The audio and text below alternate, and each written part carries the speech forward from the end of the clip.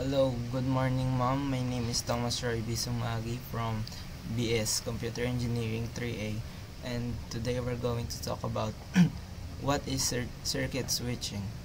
Circuit switching is a communication method that creates a dedicated and fixed bandwidth path between two endpoints for the duration of a session, and it must be connected point to point, and the data transfer of the radio waves is very efficient and accurate. The best example of it is wired landlines. The advantages of circuit switching is guaranteed data rate and quality, simple to understand and reliable once the circuit is set up. The disadvantages are setup delay.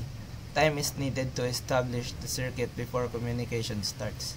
Not scalable for large networks with many users. That's all. Thank you.